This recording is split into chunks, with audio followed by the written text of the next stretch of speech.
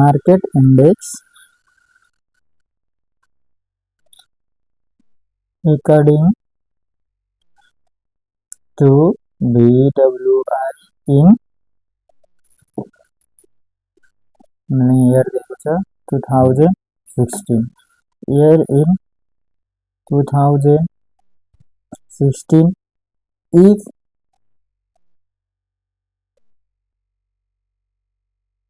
increase by कतिले increase भयो भन्दा कसरी निकाल्ने 174.705 minus 100 गर्ने कति आयो भन्दा 16754.705 is compared to base year 2007 BWI लाई कम्पेयर गर्दा यहाँ निकाले 2016 को भयो। त्यसपछि हामीले अर्को क्वेशन अर्को के निकाल्ने छ video index price weighted index निकाल्ने। अब प्राइस वेटेड इन्डेक्स यही क्वेशनमा ए मै सोधेको छ। ए को सेकेन्डमा प्राइस वेटेड निकाल्नु पर्यो। अब फर्स्टमा हामी PWI 2007 को निकाल्ने 2007 फर्मुला के हो भन्दाखेरि sum of price by divisor. अब प्राइस हेर्नु कति हो 100 100 10 100 जोड्ने हो 100 100 10 100 बाई कति छ 1 2 3 4 डिवाइड गर्ने काउन्ट गर्ने कतिवटा छ 1 2 3 4 हो। अब ला डिवाइड गर्ने जोडेर भन्दाखेरि यसो कति आउने रहेछ भन्दाखेरि 100 200 300 310 डिवाइडेड बाई 4 गर्दाखेरि हामीसँग आयो 77.5। यसरी नै अब PW 2016 को निकाल्ने 16 को निकाल्ने फर्मुला सेम हो divisor sum of price by divisor. यसको प्राइस भने कति गर्छ 1600 plus 4000 plus 3 plus 40 by divisor 4 भयो। यसको डिवाइड गर्दा कति आउँछ plus 4000 plus 3 plus 40 divided by 4 गर्दाखेरि आयो 1410.75 आयो। यसलाई पनि अब इन्टरप्रेट गर्ने है यसलाई पनि इन्टरप्रेट गर्दाखेरि market index based on PWI on 2016 is increased by 1410.75 minus 77.5 equals to 1333.25 आयो as 1933.25 is compared to base year 2007 PWI भनेर लेख्ने। अब अर्को हामीलाई अर्को क्वेशनमा के निकाल भनेको छ भन्दाखेरि फेरि थर्डमा इक्वल वेटेड इन्डेक्स निकाल्नु छ। यसमा थर्डमा के निकाल भनेको छ भन्दाखेरि इक्वली वेटेड निकाल्ने। अब यसमा इक्वली वेटेड निकाल्दाखेरि यसको चाहिँ बेस भनेको के हुन्छ, हामीलाई बेस निकाल्नुपर्ने। यसको बेस भनेको WI 2007 भनेको कति होला भन्दाखेरि जहिले यसको 100 हुन्छ, किन भन्दाखेरि हामीलाई यहाँनिर पी प्राइस रेटिङ निकाल्दाखेरि अगाडिसँग अर्कोले डिभाइड गर्ने बेलामा त्यही भएर दुईले देख्छ। हामीले यसमा पनि हामीले यो सेयरलाई इग्नोर गर्नु। सेयर भनेको ओन्ली भ्यालु वेटेड निकाल्दा मात्रै काम लाग्ने हो। अब हामी EWI निकाल्छौँ। EWI 2016 निकाल्ने फर्मुला के हो भन्दाखेरि सम अफ प्राइस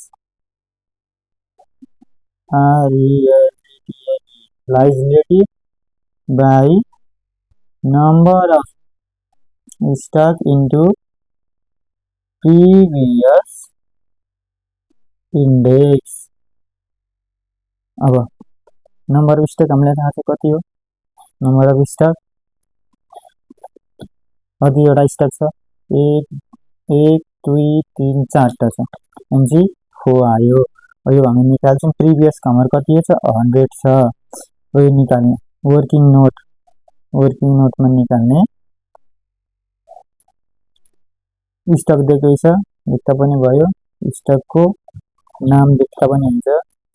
के देख्छ भन्दाखेरि NIB, मैले सर्ट फर्ममा लेखेँ है, NIB S and C Bank HBT अनि BS LTD भनेर मैले चाहिँ सर्टमा लेखेँ। अब यसलाई मैले P0 माने, ल। बेस इयर बेस प्राइसलाई मैले P0 माने र रिसेन्ट भने करेन्ट लेख्दा पनि भयो। रिसेन्ट प्राइस भनेको चाहिँ P1 माने। अब प्राइस रिलेटिभ निकाल्ने।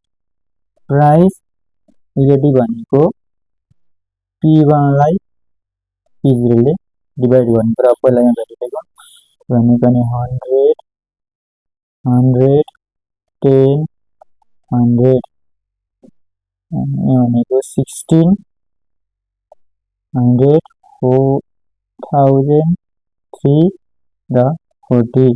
अब P1 भनेको यसलाई डिभाइड गर्नु पर्यो भन्दाखेरि सुरुको त 16 भइहाल्यो, यो भनेको 40 भइहाल्यो, यो भनेको 0.3 भइहाल्यो है। अनि यो भनेको चाहिँ 0.4 भयो। अब यसलाई जोड्ने।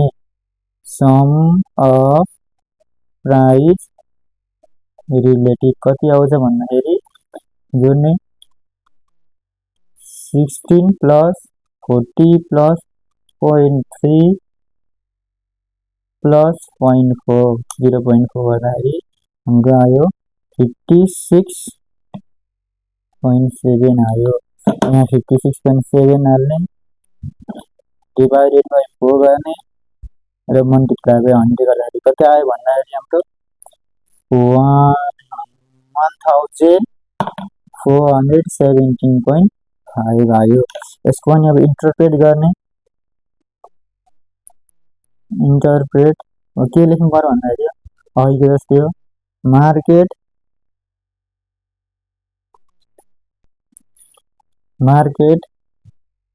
index based on EWI on 2016 is 1017.5 is increase by 1017.5 minus 100 equals to 13,307.5 is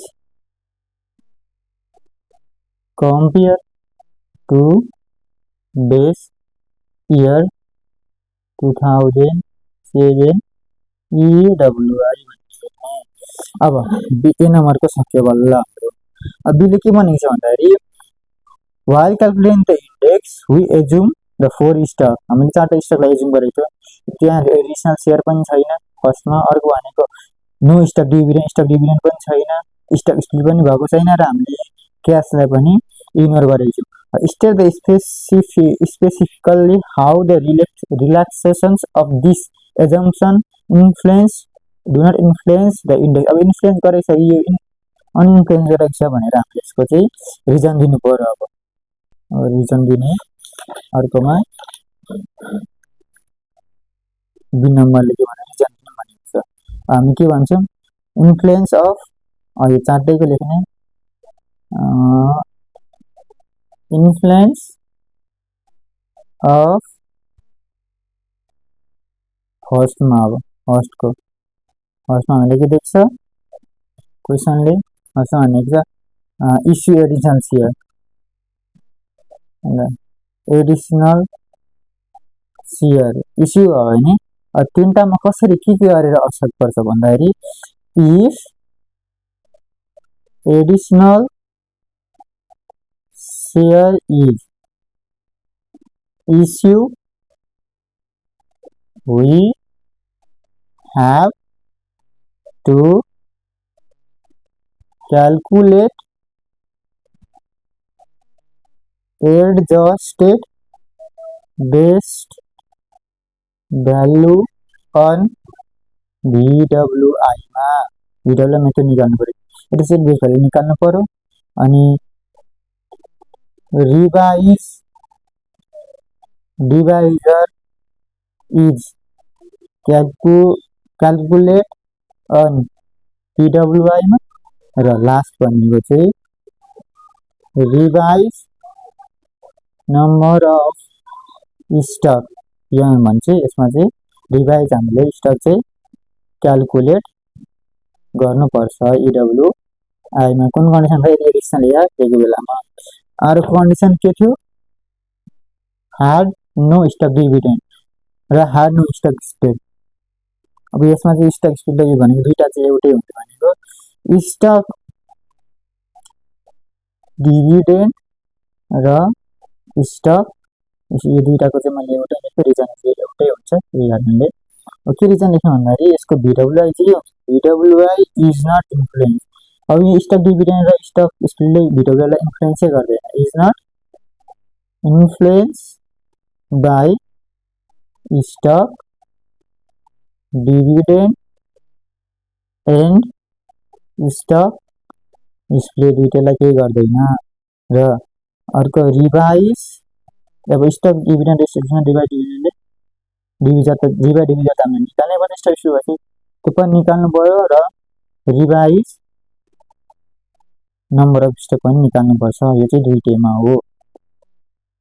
is needed to calculated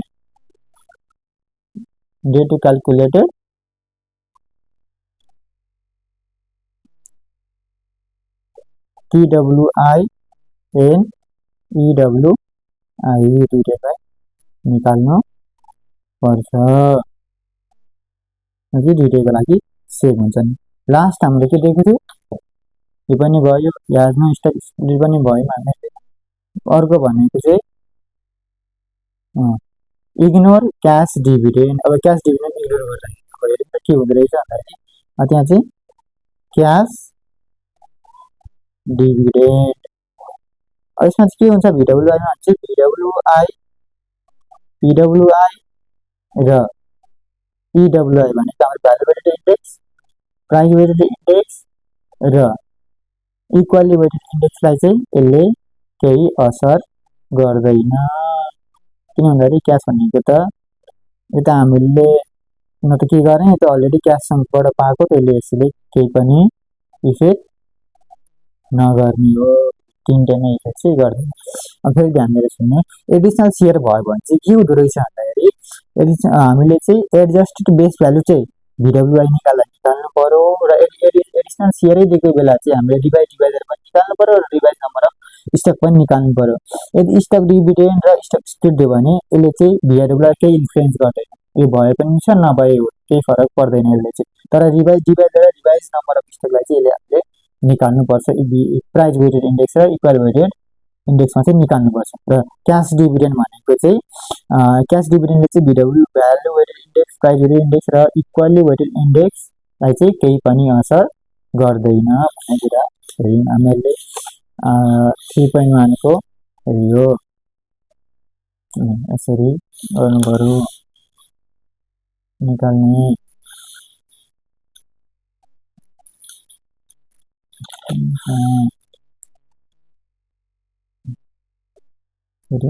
निकाल्ने